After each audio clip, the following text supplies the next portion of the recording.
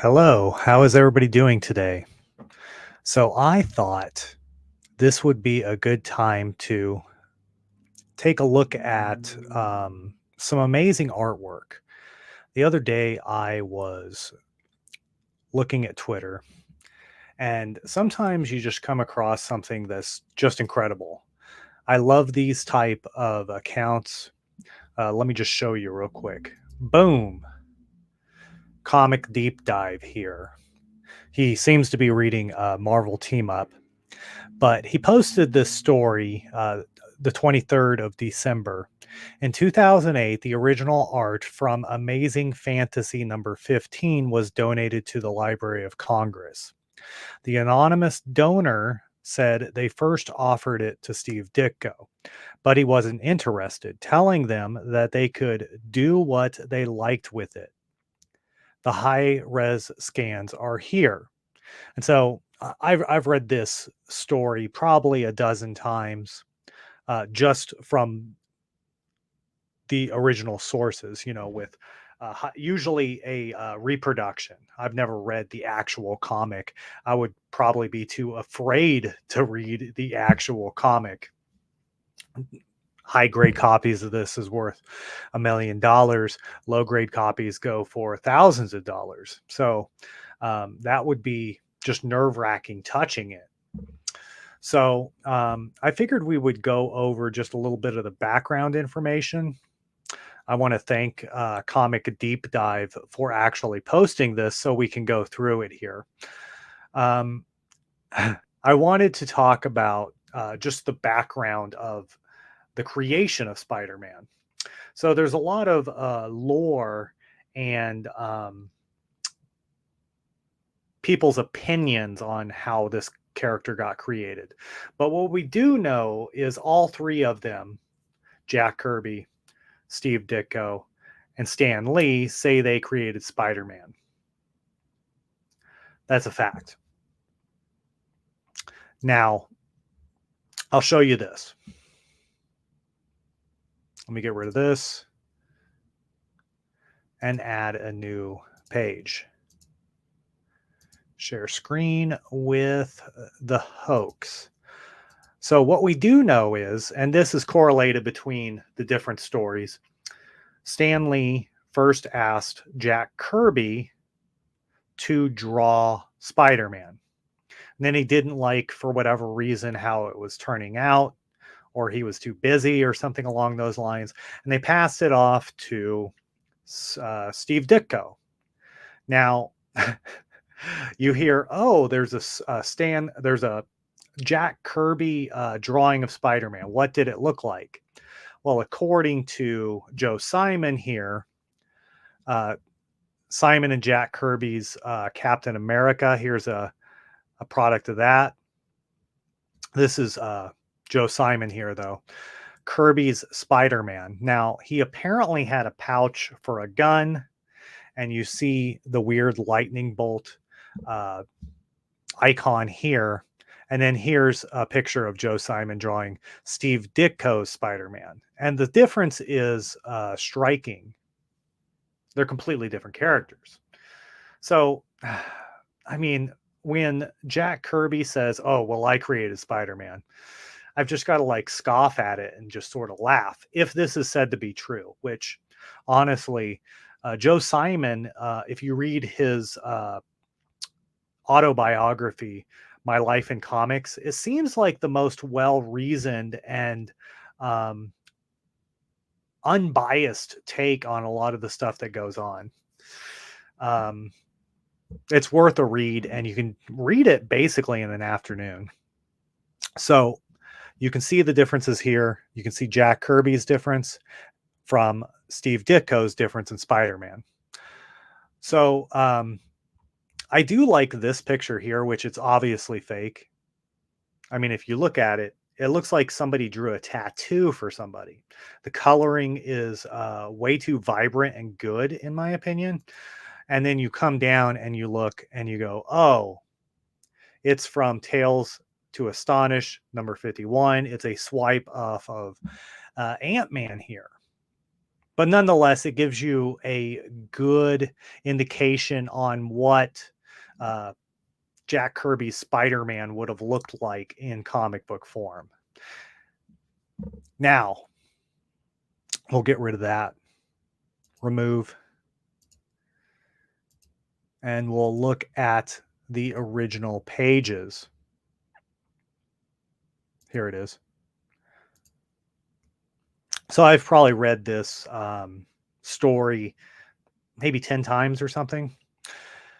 As you look here, I like this view of it right here because you can see all the pages of the story laid out and you can really see the pacing. So as you would get in this era of as this era of Marvel, you start out with your splash page and it's kind of telling you everything. Steve Ditko is great. One thing to keep in mind, uh, Stan Lee really didn't write the comics. Maybe there's his story of saying that he would explain the story out to Jack Kirby and Steve Ditko, and then it like pressed on further to where they just did it themselves, and Stan Lee would then write the dialogue. The biggest thing that pissed Steve Ditko off is the fact that he didn't get writing credits, even though he was plotting most of the comic. You know, you might get like a general idea for a story from Stan Lee, but Steve Ditko's like, I'm doing all the groundwork here. So it's all understandable. But I really like his pacing. So you get the general idea of what Spider-Man's about on the first page. You get a bunch of dialogue, which you have to have when you only have 11 pages because you got to get to the point. You got to get to the action. So you get the famous Spider-Man story here. We know that he gets bit by the spider. He gets sick. Oh, he's got some powers. This was portrayed really well in the movies. Then you have the wrestling bit. And then for the second part, he leaves, Steve Ditko leaves the unadulterated rendition of Spider-Man for the next few pages. So he leaves you on a high note. And that is remarkable. That's why he's the master. And yeah, I think we'll read through it together because we can see it now. Now that we've understood everything, we can go through and just enjoy everything about the rawness of the artwork. Let's see what we got right here. I bought 4 of the Spider-Man omnibuses from the first Spider-Man up till the one where Gwen Stacy, you know. And I have memories of them as a child. And also I am curious of the stories told from the old days before Iceman became anyways. So here we are. Here's what the page looked like, and this what would have been turned into Marvel before it got printed and sent out to all the children to enjoy. As you looked at it, if you didn't have this right here, if like you didn't have the Spider-Man, this would look like an Archie comic, right? So let's just read it real quick. Like costume heroes, confidently, we in the comic mag business refer to them as long underwear characters. And as you know, they are a dime a dozen. But we think you may find our Spider-Man just a bit different. Cheesy, but pretty good. Say, gang, we need someone more. Say, gang, we need one more guy for the dance. How about Peter Parker over there? Are you kidding? That bookworm wouldn't know a cha-cha from a waltz. Peter Parker? He's Midtown High's only professional wallflower. I don't even know what that means. And he's all sad. Okay, let's continue.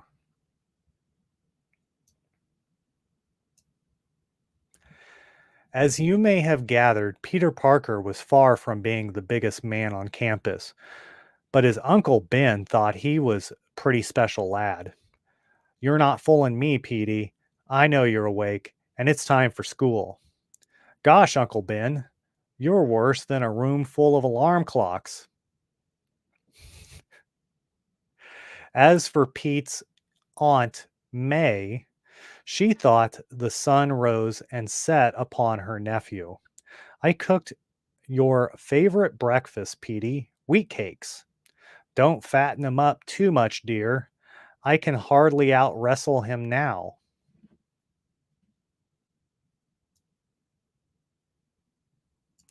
The faculty at Midtown High were also fond of the clean cut, hard working honor student. Keep up the good work, Parker, and you're sure to rate a scholarship when you graduate. I'll do my best, sir.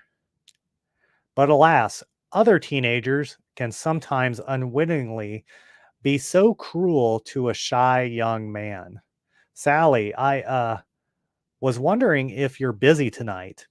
Peter, for the umpteenth time, you're just not my type. Not when dreamboats like Flash Thompson are around. I admire your good taste, doll. Get lost, bookworm. Look, there's a great exhibit at the science hall tonight. Would any of you like to go with me? Science hall? You stick to science, son. We'll take the chicks. I mean, he did deserve that. Yes, for some, being a teenager has some heartbreaking moments. Give our regards to the Atom Smashers, Peter. See you around, bookworm. Someday I'll show 'em, sob. Someday they'll be sorry. Sorry that they laughed at me. That almost reads like a villain story, right? There we go. So there's the whole page. Iconic panel right there. And a few minutes later, Peter Parker forgets the taunts of his classmates as he is transported to another world, the fascinating world of atomic science. And now for a demonstration of how we can control radioactive rays here in the laboratory. But as the experiment begins, no one notices a tiny spider descending from the ceiling on an almost invisible strand of web. A spider whom fate has given a starring, in brief, role to play in the drama we call life. Accidentally absorbing a fantastic amount of radioactivity, the dying insect is sudden shock bites the nearest living thing at the split second before life ebbs from its radioactive body. Ugh! A spider, it bit me. But why is it burning so? Why is it glowing that way? My head, it feels strange, and I need some air. As looks as though our experiment unnerved young Parker. Too bad he must have a weak stomach.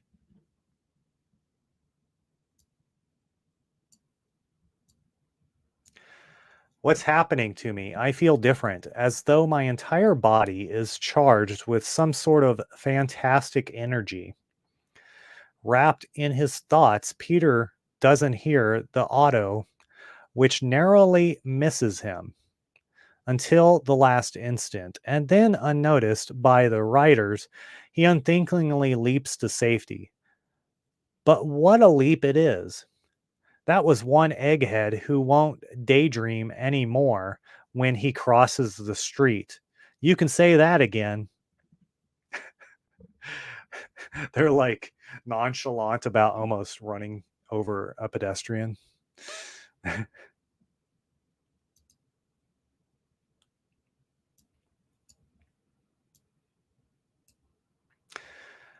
What's come over me? I'm scaling this wall just as easily as I can walk. Mommy, look at the man walking up the side of a building. That's the last horror movie I'll take you to, young man. It's incredible. I reached the roof in just seconds. What's this? I crushed the steel pipe as though it were paper.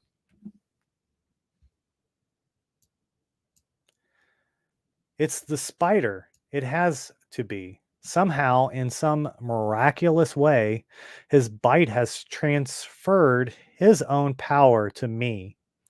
I can walk down this cable as effortlessly as the spider itself can glide along its web. I've got to have time to think. I've got to plan what to do with the unbelievability which fate has given me.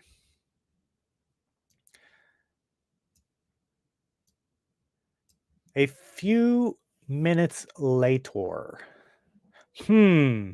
This will be a good chance to test my power again.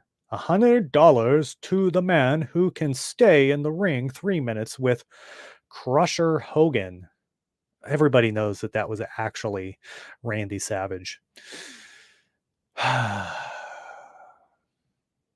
Filled with excitement, Pete races back home, and I'll put on some old clothes and leave my glasses here.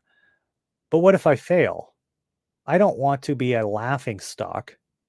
I'll find some way to disguise myself.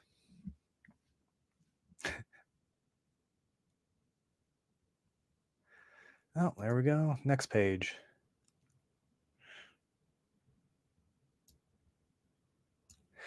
A few moments later. I'll try for that $100, Crusher. Well, well, if it ain't a little masked marvel. Step up, sucker. I like how much branding they have with Fantastic, Marvel, etc. It's been so many in the 5 pages we've already read.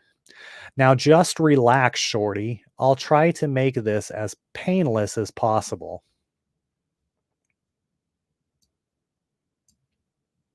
Whoop!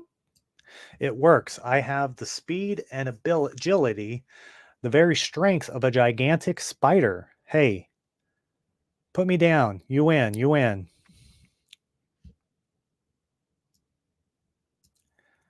You. You're not human. Nobody can do that. Want to bet? Greatest act I've ever seen. That masked character may be just what I've been looking for. Sensational, fantastic.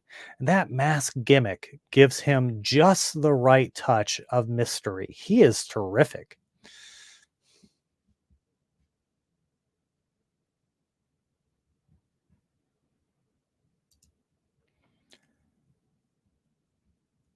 There's the whole page. Listen, friend, I'm a TV producer. With that act of yours, I can make you a fortune. And keep the mask angle. It's a great showmanship.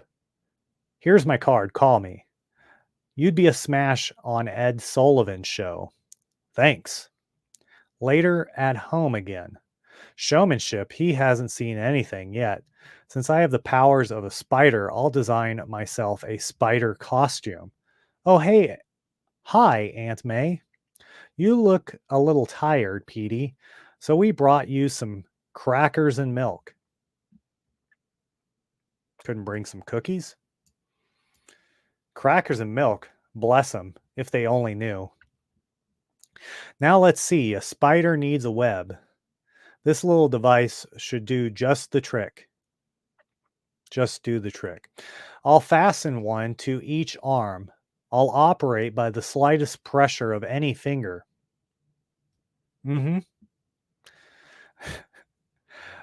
I'll need a name. Well, guess Spider-Man is as good as any. Looks pretty good if I do say so myself. And what a great design. You go from a page of, and just like, what page is this? 6? You go from 5 pages. The previous page, he's like, oh, what do I wear? I'll just throw some stuff on. Now he has an entire costume, which apparently was made just like that, instantaneously. So they laughed at me for being a bookworm. Well, only a science major could have created a device like this.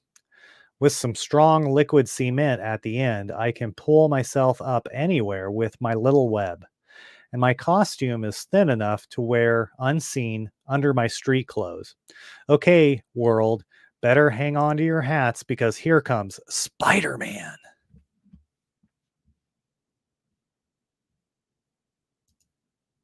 Part 2. So this is a great page. Again, they're doing like, I guess this isn't really truthfully a splash page, but you're getting a great shot of Spider Man here. And it shows in with the TV show atmosphere. Now, anybody with the intelligence of a 7-year-old knows that if a man appeared on TV who seemed to be more spider than human, he'd be an overnight sensation, especially when his feats were performed without the help of a trick photography. Well, you can just imagine how the public reacted to Spider Man. I'm seeing it with my own eyes, and I still don't believe it.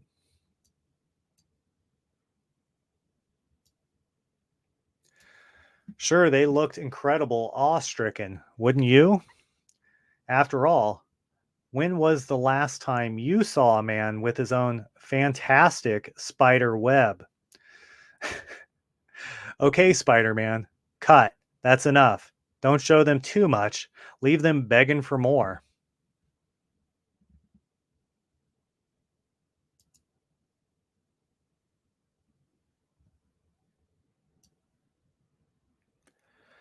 As his first TV spectacular ends, Peter Parker breathes the first sweet scent of fame and success.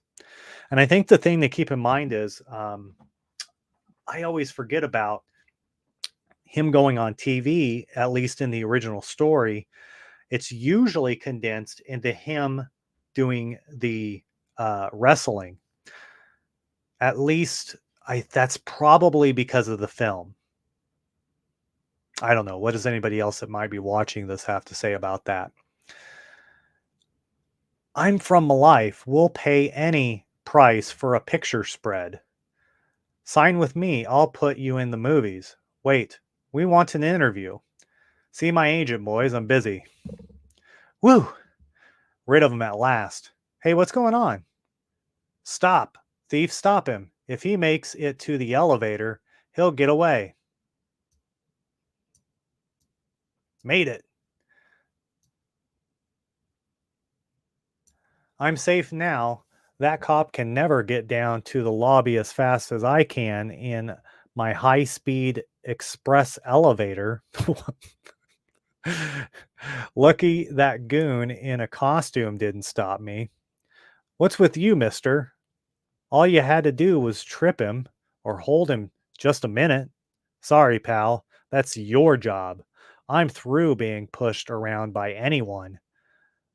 From now on, I just look out for number one. That means me. See, and this is a big drastic change in the original comic compared to the movie. Because remember, the movie, the guy didn't pay him what he said he was supposed to pay him. And so you can see like the revenge there. Now, there was a uh, implication to that decision where, as we know here in a moment, his uncle's going to die. But in here, he has pride because he's bigger than stopping some criminal. Oh, I don't need to do that. Why would I do that? Let's continue on.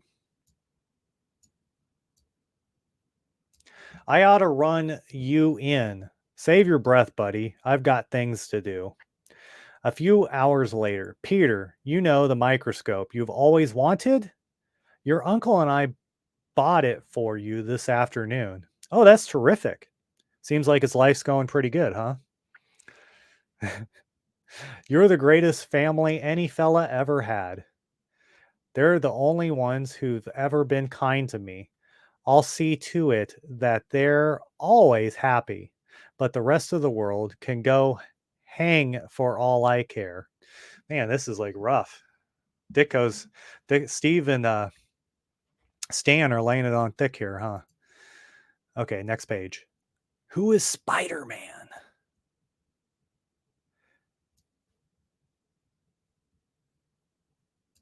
And one evening, as Peter Parker returns from a personal appearance, a police car in front of our house. What can be wrong? Bad news, son. Your uncle has been shot, murdered. Uncle Ben dead? No, no, it can't be. Who did it? Who shot him? It was a burglar. Your uncle surprised him. But don't worry, lad. We've got him trapped. He's in the old Acme warehouse at the waterfront. We'll get him. Your aunt is next door. The neighbors are looking after her. Wait! We've got to go. I've got to get him. I know the old Acme warehouse. It's been deserted for years. A killer could hold off an army in that gloomy old place, but he couldn't hold off Spider-Man.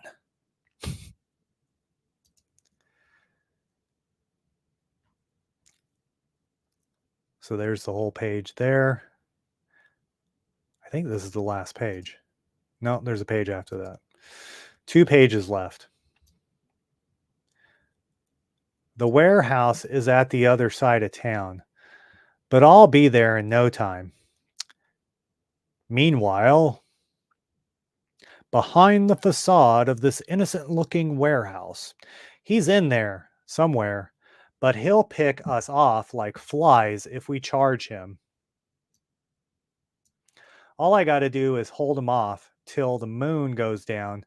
Then I ought to be able to slip away in the dark. You'll never escape again, murderer. What the? Surprised to see me? Not half so surprised as you're going to be. Gotta get away. Gotta hide. I must be seeing things. And of course, if they were given, like, let's say 24 pages as a normal size comic book story, this would have been dragged out. But they're like wasting no time and space. It's all action. It's all closed up action with like 9 panels basically.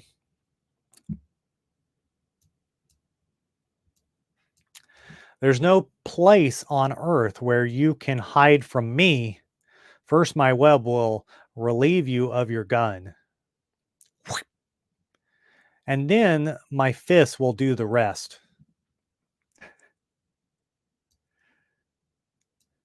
And that face, it's oh no, it can't be. It's the fugitive who ran past me, the one I didn't stop when I had the chance. I hate to do it, but we'll have to rush him now. Can't take a chance of him slipping by in the dark. Captain, look. It's him on a spider's web. And a short distance away, my fault, all my fault. If I had only stopped him when I could have, but I didn't. And now Uncle Ben is dead. And a lean, silent figure slowly fades into the gathering darkness, aware at last that in this world, with great power, there must also come great responsibility. And so a legend is born, and a new name is added to the roster of those who make the world of fantasy the most exciting realm of all. Be sure to see the next issue of Amazing Fantasy for the further amazing exploits of America's most different new teenage idol, Spider Man. The end. Yeah, and as we know, this was the final issue of Amazing Fantasy. And the next exploit of Spider-Man was starring in his new uh, own title, The Amazing Spider-Man. I think, well, if you listen to Stanley tell it today, he'll say, "Oh, I wanted to, just do whatever I wanted here." I think him being the showman, he'll say, um, previously when he was alive, that they got so much fan mail about Spider-Man. Boom, we started him with his own comic. I think personally, the idea was always to put him in here and then start him with his own comic because they were canceling this. They needed a title to replace this. And so it was going to be Spider-Man. But the thing about Stan Lee is he's the ultimate showman in comic books. So he has a story about the story of Spider-Man. It's just the way it is. It's how he works. Anyways, this it was fun to read this again because I had forgotten all about the differences between, let's say, the movie or what you think about when you think about the origin of Spider-Man and what the reality is. So we got to look at the original scanned pages, which is a pleasure, and read the original story again. And to see it laid out like this was cool. I think the only thing that would be better is if you actually got to go to the Library of Congress and see them like posted up on the wall or something. That would be cool. And of course, they would look slightly different because seeing stuff on a computer screen and then actually seeing it in person is obviously going to um, look different. I think the only thing that's lacking in this original story is the fact that you don't necessarily see the death of his uncle. So it doesn't, I think, sting as much. You just hear that it happens. If you would have seen it ultimately happen, like you do in, let's say, the original movie, or even the Andrew Garfield version, it could have stung more, but that's just my opinion. Anybody that happens to be there, you can let me know what you think. I'm going to let you guys go though. I actually greatly enjoyed this. And if you see anything else in this terms of artwork sort of thing on Google Photos or any sort of deviant art sort of showcase, I would actually like doing this again. It was pretty fun. So anyways, I hope you enjoyed it. And if you're just jumping in, just go back and rewatch it or whatever. Anyways, I hope you all have a great day and I'll see you tomorrow with something else.